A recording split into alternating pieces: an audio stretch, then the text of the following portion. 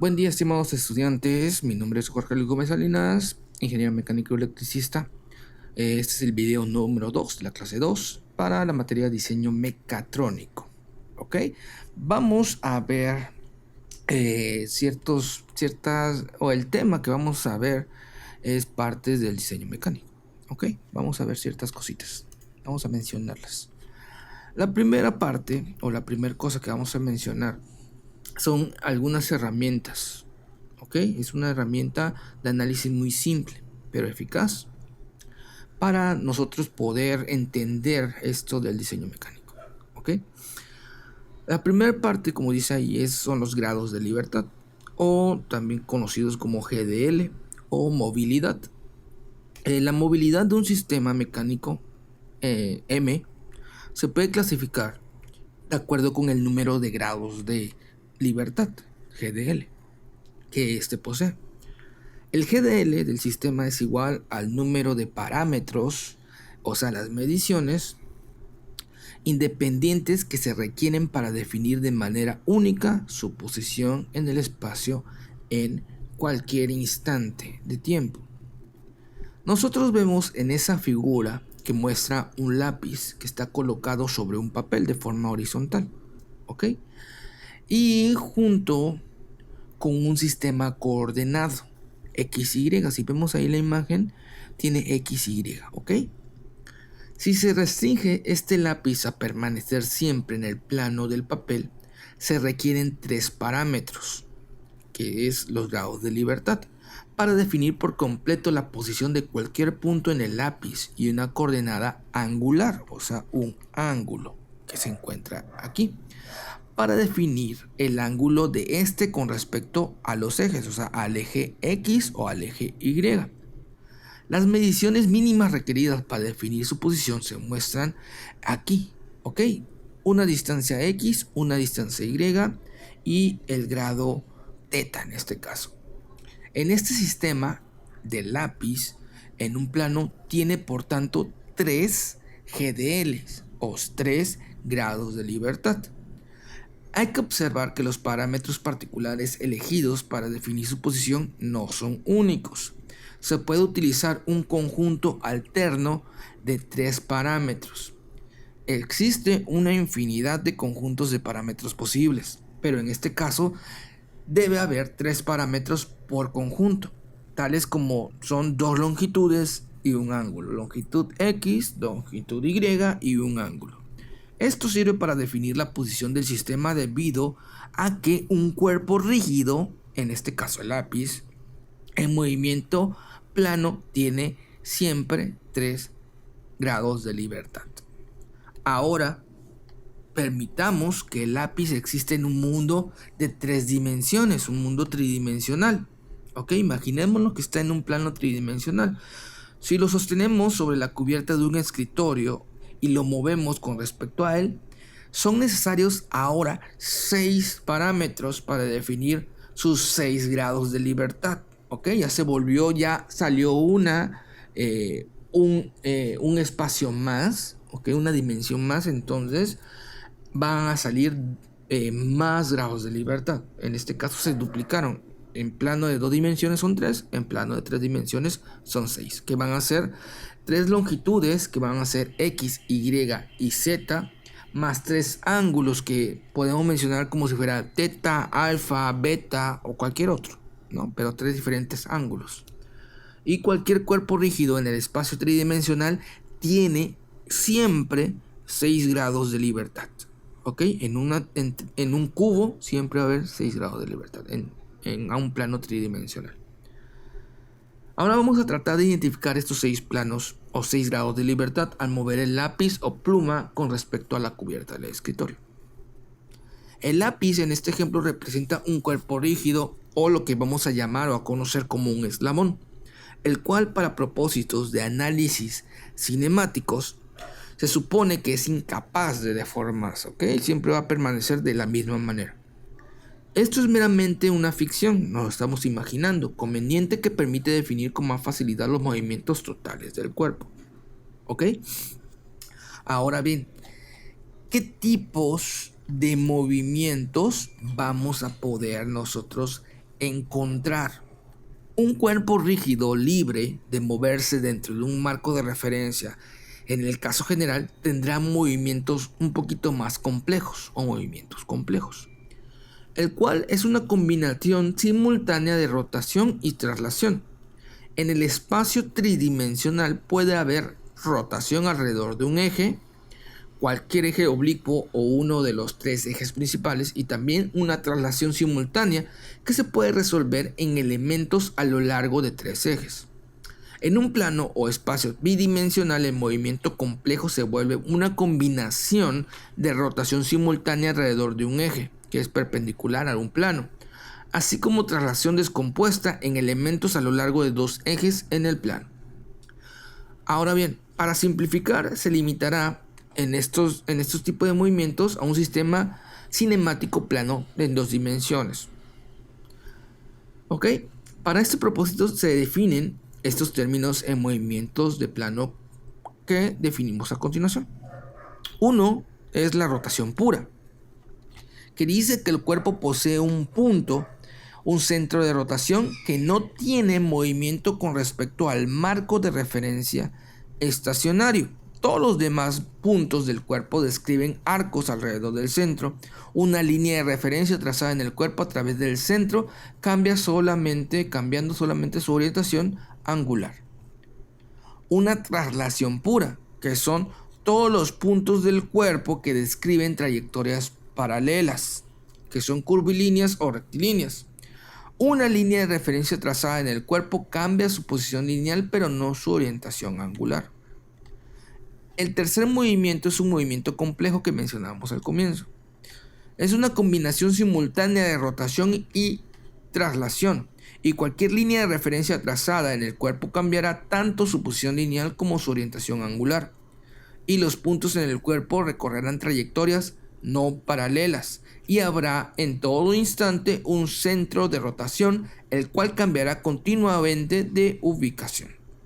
Ahora bien, en este movimiento complejo, como es una combinación de dos movimientos anteriores, que es la rotación y la traslación, estos representan el movimiento independiente del cuerpo.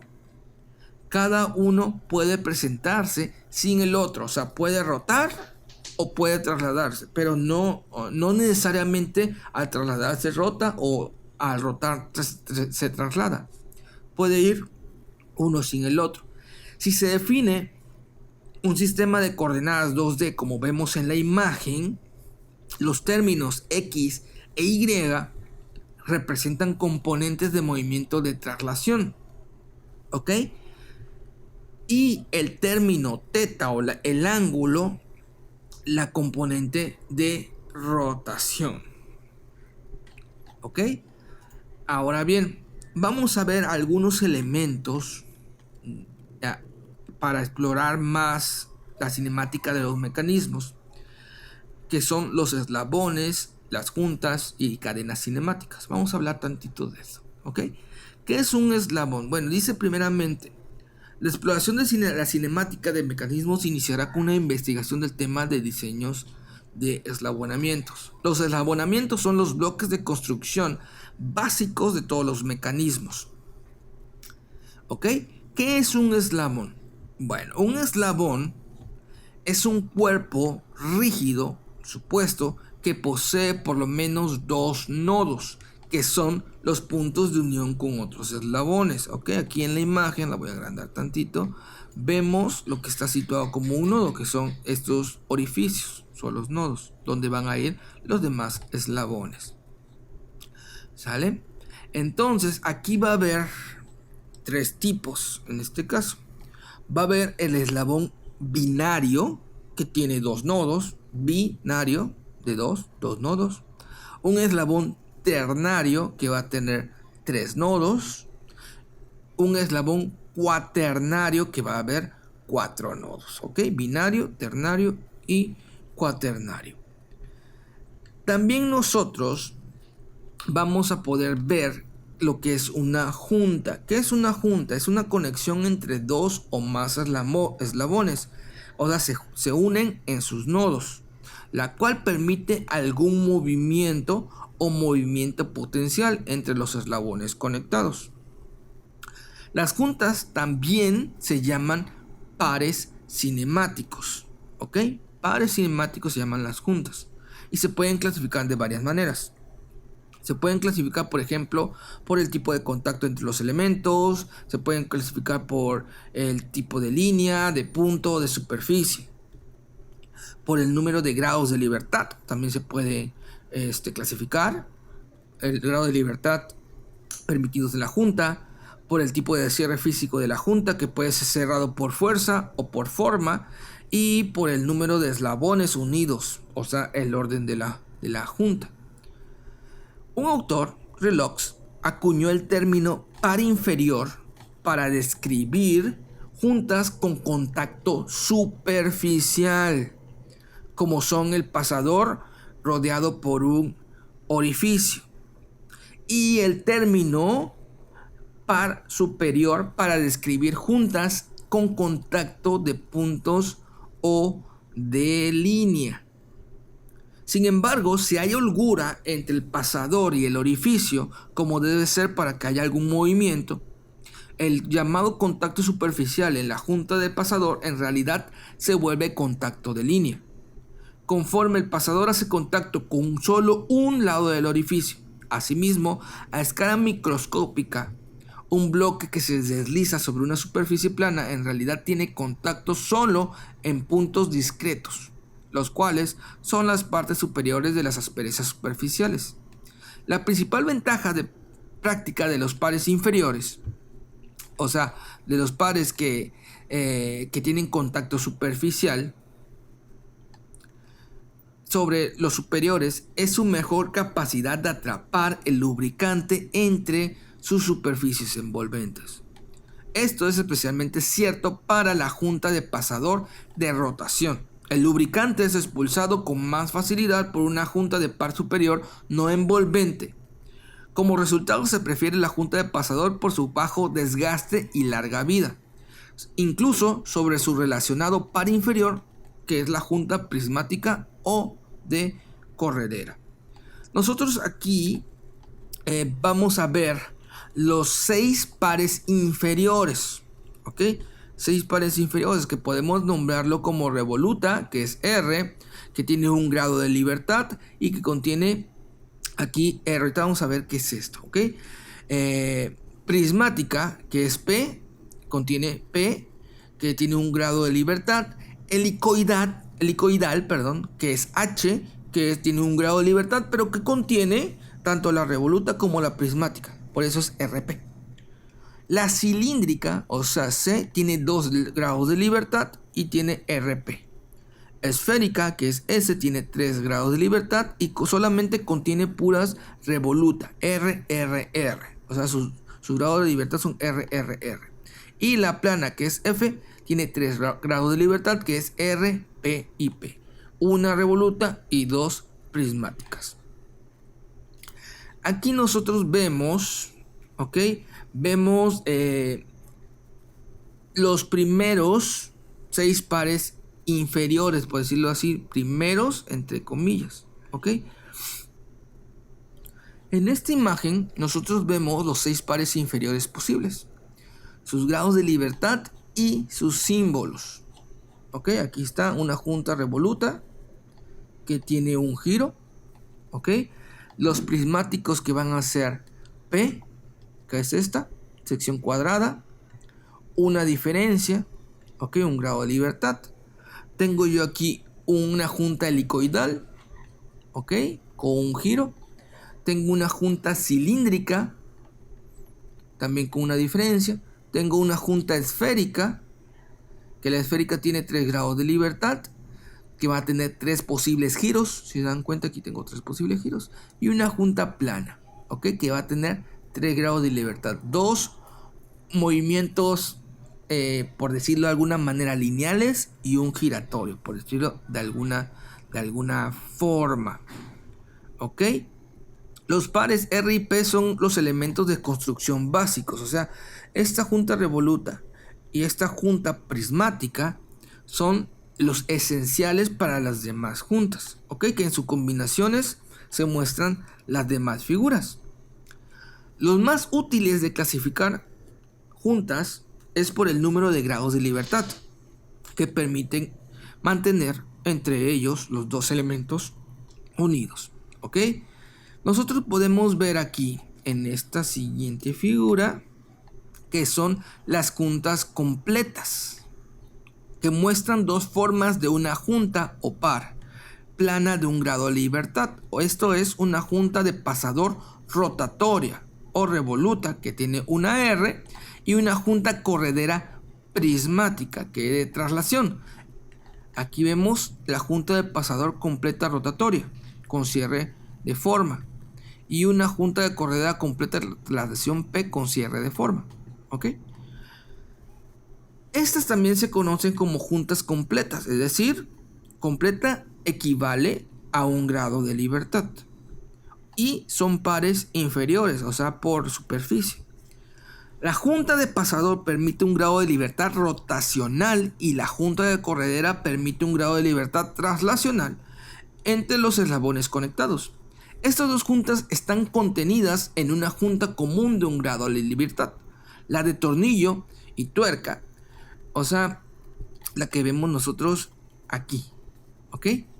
En estas figuras. El movimiento de la tuerca o del tornillo con respecto al otro produce un movimiento helicoidal. Y si el ángulo de la hélice es 0, la tuerca gira sin avanzar y se convierte en una junta de pasador. Si el ángulo de la hélice helicoidal es de 90 grados, la tuerca se trasladará a lo largo del eje del tornillo y se transforma en una junta de corredera. ¿Ok? Vamos a ver, aquí tengo yo el otro tipo de junta, que es la junta deslizantes o rodantes, que también se conoce como semijuntas o RP, que contiene 2 grados de libertad y son pares superiores. En estos ejemplos de junta de 2 grados de libertad que de forma simultánea permiten dos movimientos relativos independientes, es decir, de traslación y de rotación entre los eslabones conectados, paradójicamente a esta junta de 2 grados de libertad en ocasiones se conoce como semijunta, con 2 grados de libertad colocados en el denominador. La semijunta también se llama junta rodante o deslizante, porque permite también rodamientos como deslizamiento. Una junta esférica o de rótula, como la que vimos aquí, que es esta esférica o de rótula, es un ejemplo de una junta de 3 grados de libertad que permite 3 movimientos angulares independientes entre los dos eslabones conectados. Este joystick, como conocemos, o bastón de mando o junta de rótula, se utiliza por lo general en mecanismos tridimensionales. Por ejemplo, son las juntas de rótula en un sistema de suspensión automotriz. ¿Ok? Nosotros vamos a ver aquí otro tipo de juntas. Una junta con más de un grado de libertad también puede ser un par superior, como se muestra en esta figura. Las juntas completas o pares inferiores y las semijuntas, que son los pares superiores, se utilizan tanto en mecanismos planos en 2 dimensiones como en mecanismos especiales de 3 dimensiones. Hay que observar que si no se permite que los dos eslabones, como se muestra en la figura, conectados por una junta rodante deslizante, se deslicen, tal vez con la generación de un alto coeficiente de fricción entre ellos, se pueden bloquear el grado de libertad de traslación. Y eso haría que se comporte como una junta completa, como la que vimos al comienzo. Este se llama entonces junta rodante pura y solo tiene libertad rotacional, o sea, una diferencial de rotación o una diferencial angular.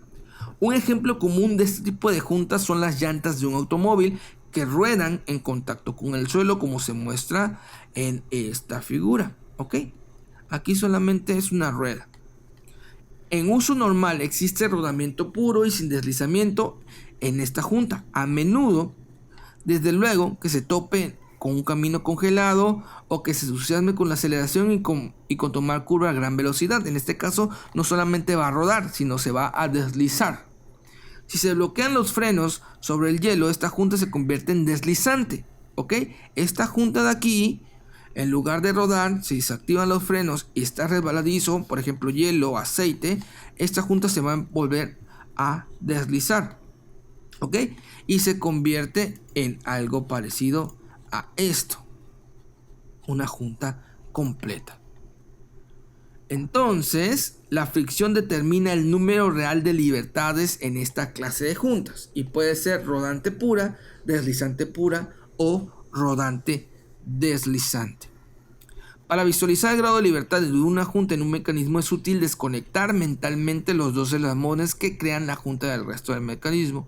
De esta manera se puede ver con más facilidad cuánta libertad tienen los dos eslabones conectados uno con respecto al otro.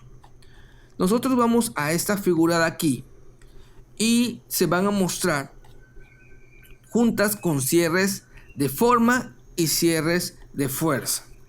Una junta con cierre de forma se mantiene unida o cerrada por su misma geometría. Un pasador en un orificio o una corredera en una ranura de dos caras son juntas de cierre de forma. Esta de aquí, esta es una junta de cierre de forma que tiene 2 grados de libertad, uno de giro y uno traslacional. ¿Ok? Entonces, en contraste, una junta con cierre de fuerza, que sería esta parte, un pasador en un semicojinete o una corredera sobre una superficie requiere alguna fuerza externa para mantenerlas en contacto o cerradas. Esta fuerza podría ser suministrada por la gravedad, un resorte o cualquier medio externo. Y puede haber diferencias sustanciales entre el comportamiento de un mecanismo debido a la elección del cierre de fuerzas o de forma, como se verá. Ahora bien, este tipo de forma o de junta se muestra donde el orden de la junta se define como el número de eslabones conectados menos 1 y se requiere 2 eslabones para formar una junta simple.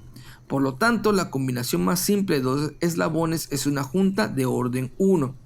Conforme se van colocando más eslabones en la misma junta, el orden de esta se incrementa de 1 en 1 y el orden de la junta tiene importancia en la determinación apropiada del grado de libertad del ensamble. Ahora bien, para determinar los grados de libertad o de movilidad, debemos de ver el concepto del grado de libertad, que es fundamental para la síntesis como el análisis de los mecanismos. Y es necesario ser capaz de determinar rápidamente el grado de libertad de cualquier conjunto de eslabones o juntas que pueda ser sugerido como solución a un problema. El grado de libertad también se llama movilidad, como mencionamos al comienzo, de un sistema, y se define como el número de entradas que se necesitan proporcionar para crear una salida predecible. ¿Ok? Esa es como la definición. Pero también se define como el número de coordenadas independientes requerido para definir su posición. Ahora bien, las cadenas cinemáticas o mecanismos pueden ser abiertos o pueden ser cerrados, como se muestra en esta figura: mecanismo de cadena abierta, mecanismo de cadena cerrada. Un mecanismo cerrado no tendrá puntos de fijación abiertos o nodos, como aquí vemos, no hay un nodo al final, y puede tener uno o más grados de libertad. Un mecanismo abierto con más de un eslabón siempre tendrá más de un grado de libertad, por lo que se requiere tantos actuadores como motores como grado de libertad tenga. Un ejemplo común de un mecanismo abierto es un robot industrial. Una cadena cinemática abierta de 2 eslabones binarios y una junta se llaman diada. Y los conjuntos de eslabones que se muestran en esta parte de aquí son diadas. Estos son diadas, ¿ok? Prelux limitó sus definiciones a cadenas cinemáticas cerradas y mecanismos que tienen solo un grado de libertad, a los cuales llamó restringidos. Este tipo de mecanismos se le menciona como restringidos. Las amplias definiciones anteriores tal vez son más adecuadas para aplicaciones actuales.